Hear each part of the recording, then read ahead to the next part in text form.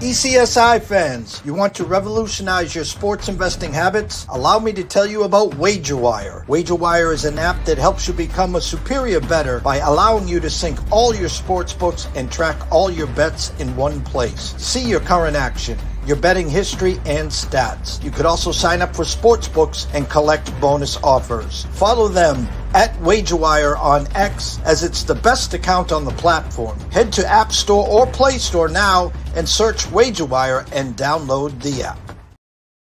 Excuse me, Mr. DJ. Hey, check this out. We got a great show coming your way. From the ECSI Sports Studios, it's the Midday Market Report with Jeff Dawson.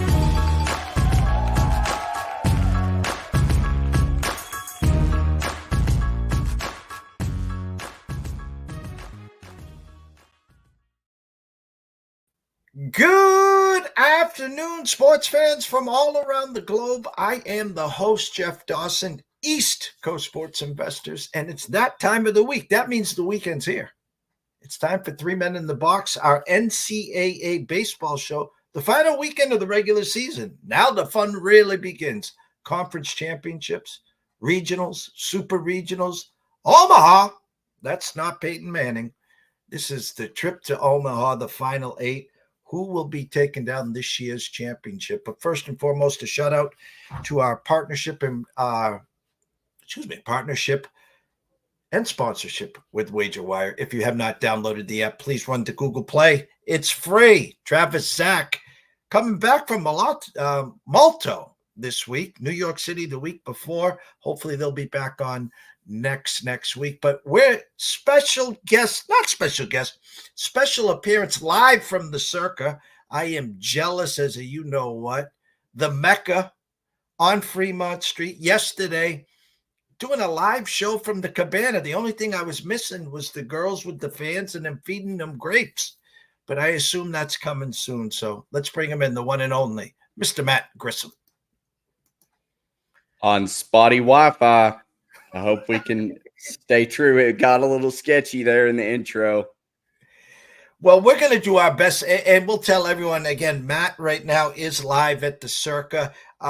We, as he said earlier, we were talking backstage for a few minutes. The Wi-Fi is a little spotty. So, we'll do our normal chats, our catch-ups on last weekend and what he saw and stuff. But we'll make this quick and to the point so you can get out all your leans, what you got going this weekend, et cetera, et cetera, et cetera. First and foremost, how was the start of CIRCA yesterday? It was good. I think we ran off the plane, jumped in the limo. Thanks for setting that up, CIRCA. And then I basically found Aaron Oster, the marketing person for CIRCA, and he escorted me straight up to Stadium Swim so we could get on the live show. We were cutting it close. I think we ended up starting like 5 or 10 minutes late, but that was fun. It was like once that show was over, it was a big exhale, and we didn't get into too much trouble last night. I had that appearance this morning on VSIN, so I was real nervous about taking it easy, but definitely hit up the Legacy Club. That's always a favorite spot of mine. So Andiamo tonight over at the D, fantastic Italian steakhouse, the Zip Sauce. Can't wait for it. I heard yesterday at 1 o'clock our time, 10 a.m. your time, we had Sean Alvarez from Wager Talk on talking the Preakness and Pimlico, and then he jumps in and I assume met you at the airport, correct? Yep, he did. Yeah, I'm walking down the stairs to the baggage claim, and all of a sudden I just get this like big hug from behind, and I was like, oh, Sean's here. He's here. I loved it. I get him out of his shell. For somebody that lives in Las Vegas, he's quick to tell people, I don't ever do this unless he's in town. So I'm glad to get him up to Legacy Club. I'm glad to take him around and make him feel like the tourist and I'm the local. He did make mention to that. He goes, I love when Matt's in town. I'll be leaving here, grabbing my Uber and getting over to the airport. He talked about the Legacy Club. He was talking about hopefully Matt has a few cigars and we sit back and relax and enjoy the evening. Oh, yeah. That's what it's all about. Last weekend, what happened in baseball? What did your eyes see? Who's peaking and who's failing at the wrong time of the season? Big Game 3 win for Arkansas to knock off Mississippi State in that series. Georgia is a team, I talked about it this morning. I think they're 25-1 right now to win it all. That's a team, and to make reference to our website, for those that haven't been, collegebaseballinsiders.com, we have an insiders power ranking, and that is not only weighting their RPI currently, their strength of schedule, but it's also taken into account the weighted runs created plus for the team, as well as the team pitching, and specifically Sierra. So basically what it's expected to be. But then it also correlates with the last 10. So you look at a team like Georgia who's trending upwards. They're 9-1 over their last 10. They're actually ranked number 2 in our power rankings behind Tennessee. And then you've got the other, familiar faces in Texas A&M, Arkansas, Wake Forest are all in there in the top 10. But Georgia's one that really sticks out to me. They're making a huge run, kind of like TCU did last year. And I wouldn't be surprised if the pitching staff is good enough to get through a regional and super regional. I don't know if the staff can win at Omaha, but to make the College World Series, I feel like that's a good bet. I think it's like plus 300 or plus 400 right now on Bet Rivers or some other outs that may offer that market. But Georgia's one that, shoot, at this point at 25-1, our website has them ranked up there with Tennessee for a reason. They're a very good team. Colton Smith got the big win last night.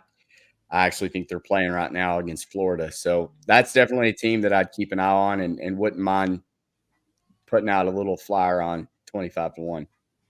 Yeah, right now in the bottom of the 6th, Georgia 3-1. They opened up last night minus 140, closed at 150 at the Superbook, 145 at DraftKings. It was an under over a 14. So the under currently is looking okay, but we know how college baseball is. Stay in the SEC, Matt. The usual suspects: Tennessee's, the Arkansas's, the A&M's. What are you seeing there? Are we peaking too far? Did some of these teams peak too quick, or is this just, hey, let's get us through the final weekend? Let's get the juices flowing again for the conference championships. Tell us where we're going, and let's play some baseball. So right now, Arkansas ranks first in team pitching, but they're 83rd in team hitting. That's a big cause of concern. Texas A&M, Tennessee, they're both still a very well-balanced team. Both of them are in the top 10 in both team pitching and team hitting. That's obviously why they're the favorite to win it all. Tennessee, in my opinion, has a good mixture of a very deep bullpen and guys in that lineup that can absolutely rake. You pair that with the fact that Tony Vitello has been there before. He's been the number 1 overall seed before. He's experienced that letdown. He's also been a number 2 seed that fought through the Clemson regional last year and then to Hattiesburg in the super regional against Southern Miss, made it to Omaha that way. I just feel like this team is the team to beat right now in Tennessee. My biggest question mark for Arkansas has been the biggest question mark all season long, and that's, can we get Hagen Smith run support, and can we get our starting pitching resolved? It's a little concerning to me that now we've switched it up for the first time all season. You don't have Hagen Smith, Brady Taggart, Mason Molina.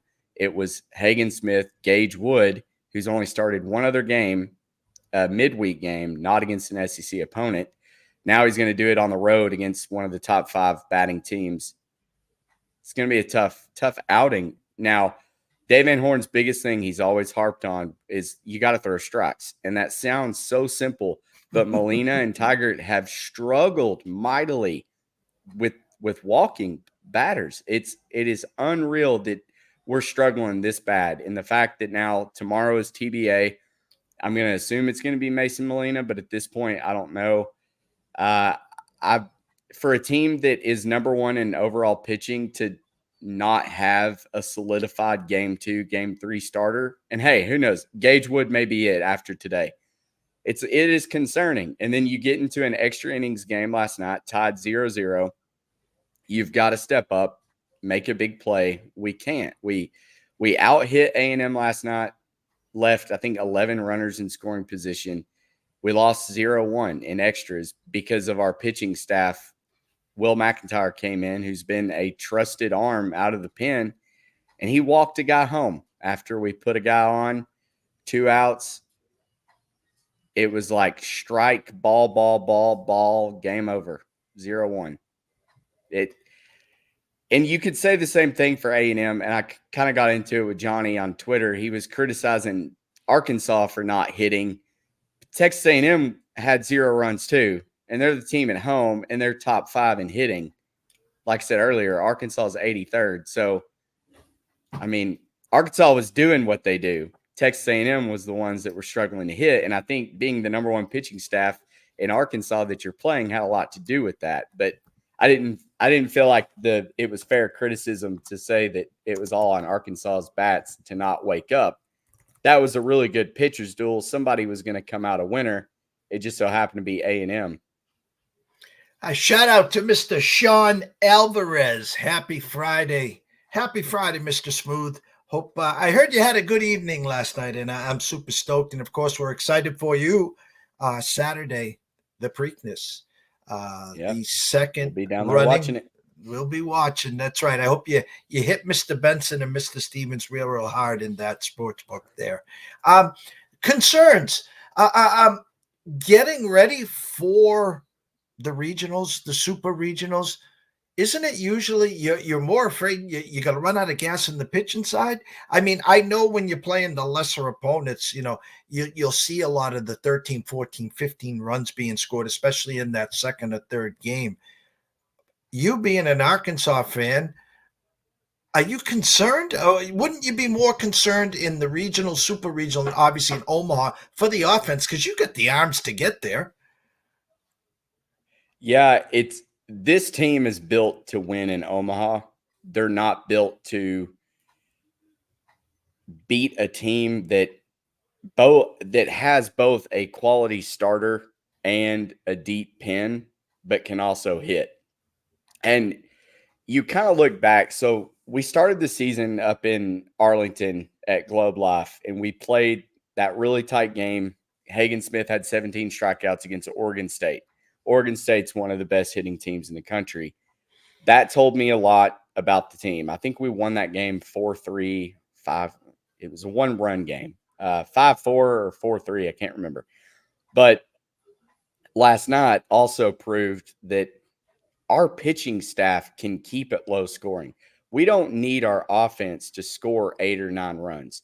And that's not how you win in Omaha. I mean, you look back, I know the biggest one, Wake Forest LSU, when we had that all-star pitchers duel between Skeens and Louder, that game ended 2-0 in extras because Tommy White hit a 2-run home run. You don't go out there needing to score 8 or 9 runs. Is it nice to have? Absolutely. But what Arkansas showed to me last night was they are good enough to grind it out and keep it low scoring, even against a top lineup. The concern is you can do that, but you're going to keep losing 0-1, 0-2 if you do that. And Wake was the number 1 pitching staff last year. You see how their season ended, and it's unfortunate, but sometimes you need the bats just to wake up a little bit. We are very good at getting in scoring position. We're patient at the plate outside of a couple players. But our biggest thing right now is get timely hitting, get on base, be patient, and pitch your ass off. And that's what we're doing. It unfortunately didn't work out last night. Like I said, we out-hit A&M. We probably should have won that game. But what are you going to do? You bring in a guy that's pitched well over 400 innings for Arkansas in the last 5 years, 6 years he's been there, a super senior, COVID year, and he walks the guy home. I mean, that's a heartbreaking way to lose that game, but I think it was a learning experience, and I think they'll bounce back today. It's all going to depend on how Gage Wood performs, though. Before we get to your games, and the internet is holding up fine, knock on wood, thank you. Quick ACC report, and then out west, anything going on out west that we should keep our eyes on as well? Yeah, Wake Forest got the big sweep over Clemson last weekend, and that's really catapulted Wake into kind of that more. They're back. I feel like they opened they opened the season with the best odds. They were the shortest shot to win it all. Now they fall back. I think they were 12-1 earlier last week, or earlier in the week. I think 10-1 right now on DraftKings. That was another one that I feel like it's a lot like Arkansas. You've got to respect Chase Burns and what he's doing on the mound. They've got a deep pitching staff. Now, I do think they lost to NC State last night with David Falco on the mound. They're going to bounce back today. I've got Wake Forest in a couple of parlays. I just feel like Chase Burns is a madman. Love watching him pitch. Right. I mean, Clemson to me is heading in the wrong direction. They did come back and win last night, I think 12-11, but that's not how you want to win games. And Tristan Smith is on the bump today. We'll see if it's a lower scoring game, but the teams that impress right me. Who? Clemson's up 9-2, top of the sixth. Okay. So that's good that they can keep people from scoring double-digit runs. Because that's what's going to matter. And then you've got the anomaly of Kentucky, who our projections hate week in and week out. I keep betting against them, and they keep losing me money. I don't know what to make of this team. I mean, on paper, they don't do anything great. They do a lot of things good, though. And that's why they're winning games. I do think Vanderbilt wins today. Vandy plus 122 was a play that I jumped on. I don't know if that has started. This time change has thrown me way off. But 6:30 start. It opened at 145. Okay. It's now 150. So money's coming in on Kentucky over Vandy today. Which doesn't surprise me. Kentucky kind of handled them last night with Bryce Cunningham. Cunningham's splits have been bad on the road, so I'm not surprised. And I was on Vandy last night. This is one of those where I try to handicap the series. If I get plus money on Vandy every day, I'm probably going to bet them until they get one win because I do think they get a win. But Bryce Cunningham is real bad on the road. He's like a totally different pitcher. Carter Holton is their de facto ace. He started the season as their ace. I think he's going to be good. I just look, not to take anything away from Kentucky, but that's not a baseball school. Like eventually you've got to think it kind of reminds me of Missouri last year in football. Missouri was really good. And then they played Tennessee, and I can't remember if that was the game they won or if it was Georgia, but it was like eventually, yeah, Missouri, you're doing great, but you're not one of the big dogs yet. And I feel like that's kind of where Kentucky is. Kentucky lost the series at home to Tennessee. They beat Arkansas at home, which was a huge series win for them. If they had to play A&M, I don't think they're winning. But like I said, they continue to win with guys that are like high 3 ERAs, low 4s. They don't hit a lot of home runs. But laying -1, what are they at? -150? 150. I'm just not. I wouldn't lay it. I wouldn't lay it. I think Vanderbilt is not good for starters. So I'm saying bet on a bad team. But Vanderbilt is still coached by Tim Corbin. They're still very deep at pitching. They've got guys that can hit. And I think Kentucky's due to regress, or at least that's what the projections say. I think Kentucky's ranked 14th in our power ratings right now. I mean, I don't know. I cannot tell you confidently. Kentucky could win it all, or Kentucky could get bounced in their own regional, and neither would surprise me. Well, how about that? Listen, the internet has been beautiful. And so I don't want to ruin this. So it wouldn't be fair. We have a lot of people watching. Anyone that just jumped on and you want to see the whole show in its entirety, jump on over to YouTube at East Coast Sports Investors. Subscribe. It's free. Turn on your notifications. Never miss a show with myself, Matt. Shout out to Quentin Mills, who had to bail late. Family first always, so no hard feelings here. We'll be back next Friday at this time, obviously, to talk conference tournaments, etc. What's the playbook look like for this weekend, Mr. Grissom? Everyone wants to know. Well, you're going to have to help me because I don't know what has gone off, but there are a couple odds that I just thought were worth a play. I played everything at a half unit today. I didn't love everything. Vandy plus 122. I got that over at Boyd. Duke minus 102. I still don't understand how you're getting plus money or favoring North Carolina with a Duke team that is playing at home. It's really hard to win on the road. Duke wins last night as a plus, I think, 110 or plus 120 dog. They won 5-2 or 5-3. I think they win the series tonight. Oregon State minus 130. This is a team that has kind of had the ebbs and flows of the season. They struggle to win games on the road. But this is for, if they sweep Arizona, Oregon State locks up the Pac-12 title. They won last night big. I think Oregon State wins again tonight, only minus 130. I feel like that's a cheap price to get the Beavers at. And then I parlayed, like I said, Wake.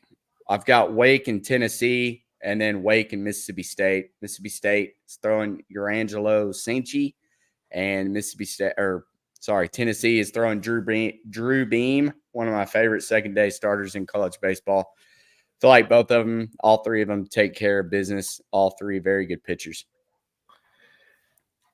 Weekend filled. How long you on Fremont Street till?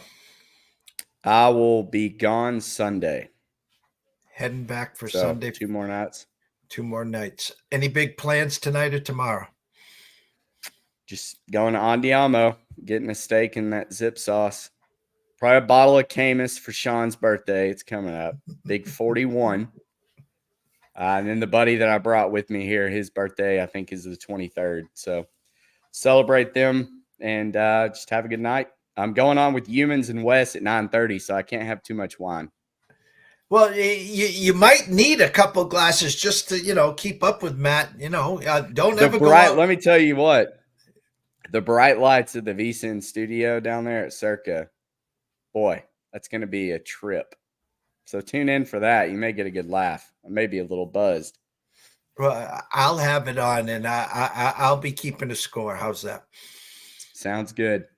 The scroll has been going the whole time. You can follow Matt at Grissom on X at NCAA Insiders. You can go over and follow Quentin Mills at Q Millie. That's 3 L's, 2 Y's. Shout out to Smitty as well. But as we always wrap up here, Matty, give them the inside scoop, where to find your website, why to go to your website, and, of course, why to follow you guys. Yeah, go check us out, collegebaseballinsiders.com. What we're doing over there is pretty awesome. As a college baseball fan myself, this was a dream that one day we would get here, and it happened so much sooner than what I thought it would. We are now, we're offering odds, starting pitchers, win probabilities. It's all right there on the home screen. You can click on it, see who's playing, what time, what the odds are, who the starting pitchers are. You're not going to get ads. You're not going to get pop-ups. It's absolutely free. Nothing's behind a paywall. If you want to look up who the 305th best pitching staff is in the country and what their XFIP, Sierra, everything is, you can go do it. It's a lot of fun. Use the simulator. Put a lot of time into that. Shout out again to Nick Dimmitt for that. He's just done a phenomenal job. This was something that we talked about 6 months ago. I really started thinking about it about a year, but never really thought of how to conceptually get my thoughts out onto paper, because I'm not an analytics type of guy in the sense of being able to code a website to do it. Basically, you can't go on GoDaddy and use a template to build this kind of website. You need some more brains behind the operation. And that's what Nick is. So when we initially met, this was something that he wanted. He felt a need for it, but he didn't have a platform. He said, you guys have the platform. Let's marry the two together. We'll build the website. It's going to be great. We've tweaked it 1,700 times along the way. But I mean, to think that we started it maybe 2 months ago and it's already to this point prior to the postseason, because it's going to be a huge commodity in the postseason. And we've got something coming for that. It's going to be real cool with a series projections and regional win probabilities, everything like that, where we absolutely crushed it last year. So that was a long-winded answer, but go to collegebaseballinsiders.com, check it out. And then follow me, Grissom on X. Well, again, thank you so much for taking some time out today, obviously in Vegas, and make sure you tell Mr. Smooth himself, Jeffrey Benson Derrick, that the East Coast Sports Investors said hello. We'll see you guys soon. Hoping to jump out there in July for the World Series of Poker. The main event, I think I'm tentatively scheduled for the 7th through the 12th out there. So hopefully we will meet and break bread, have a few cigars, and have some fun. How's that? Sounds great. From Pleasure myself to join you today. I appreciate it. Oh, I appreciate it as always. For myself, Jeff Dawson at EC Sports Investor, the one and only Mr. Matt Grissom at Grissom on X. And of course, go follow him at NCAA Insiders. Shout out to Quentin Mills and Smitty. You guys are missed as always. In about 5 minutes, I think I will be jumping on with Andrew McGinnis at Wager Talk at McGinnis Picks. We're going to talk some NHL, and then I will be back right here in this station around 4:30 with Riley Magnuson as the closing bell, as we will get you ready on to today's scorecard and what to expect for the weekend. So everyone, thank you so much for joining us. We will see you soon.